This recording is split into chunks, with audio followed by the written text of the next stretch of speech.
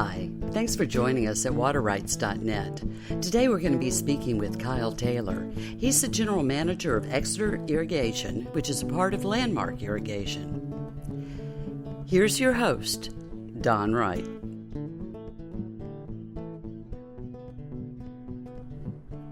Hi, Kyle. Thanks for taking time with us at the WaterWright podcast. Appreciate you. How many years experience have you had in irrigation?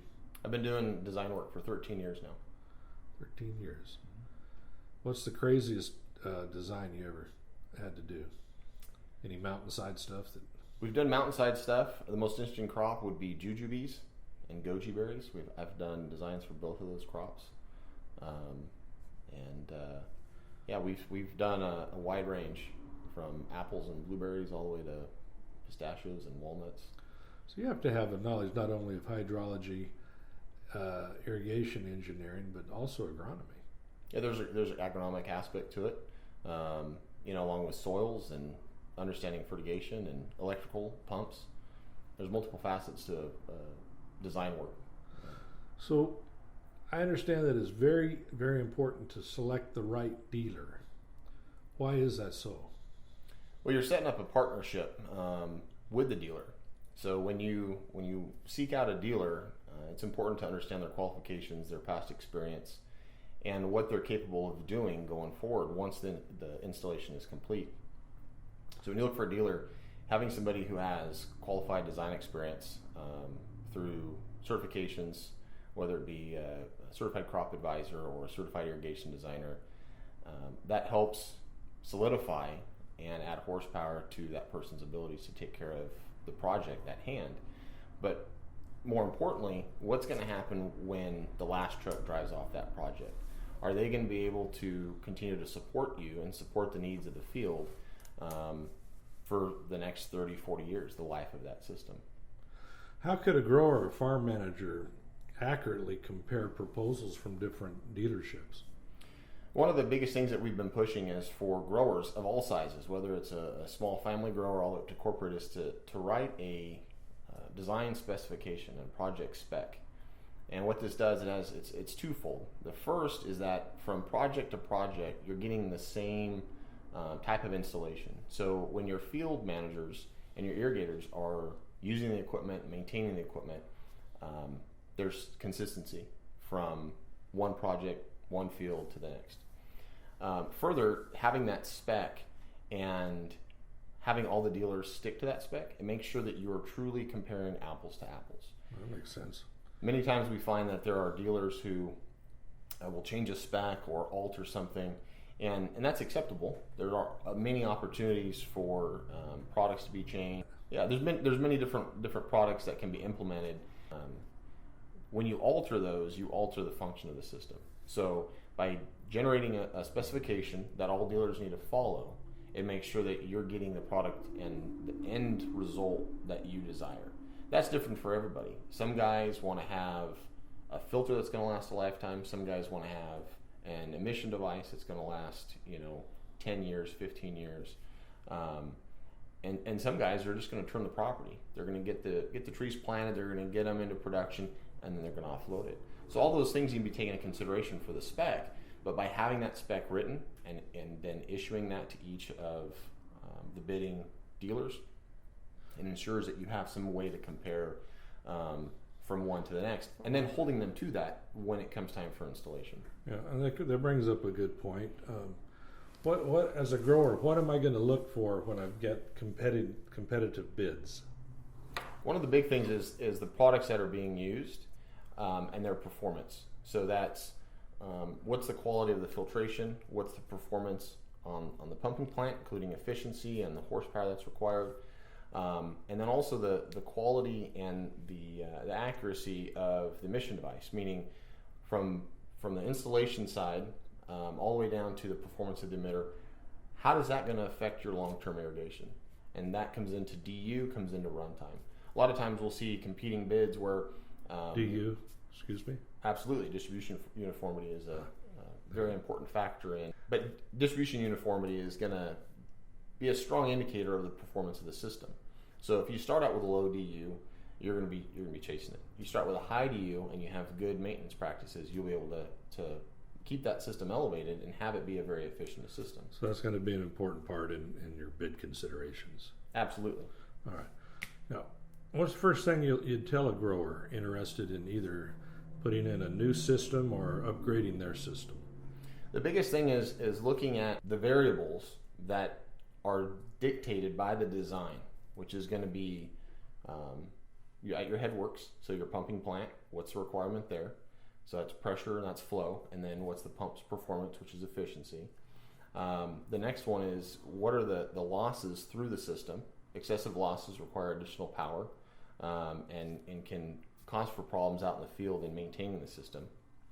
And then the last one is distribution uniformity. It's a big number that we use in irrigation, and that distribution uniformity is the strongest indicator of the quality of the system design. So we can look at a system, and if you have a poor DU and you have a low application rate and you have a long run time, that system is going to be cheap at the start because it's a very small system, but ends up being inadequate because over time the operating costs for that system are going to surpass the savings for that system versus a system that's highly efficient. Okay, that's a good thing to keep in mind. Because that kind of ties into, I need to replace a system. Say I'm a grower, I'm not getting the results. Do I want to put in a new system? Do I want to come in? Is it you advise on all of those matters, don't you? That's correct. We do everything from the discharge of the well out to the field, and that's lift pumps, booster pumps, filtration, pipelines, ditch turnouts, emission devices. One of the biggest things, if somebody's looking to improve their efficiency, is to do just a simple catch-can test, which is looking at your emitter flow throughout the field at random sampling and saying, what is the variation between the two? Actually, it should be, what is the variation between the various samples? Right. So the more samples you take, the better data you're going to have. That gives you a picture of how the system's operating overall. Absolutely. Take out some cups. The best thing is to weigh the material, but you can put it in a cylinder and check the volume. But to look at it and say, is my system performing the way it should? Most irrigation systems don't usually have the uniformity analyzed throughout their life. Obviously, the distribution uniformity on paper is one thing, but you get a few years down the road, depending on the water quality, depending on the operation, depending on the maintenance practices that exist, a system can lose quality very quickly.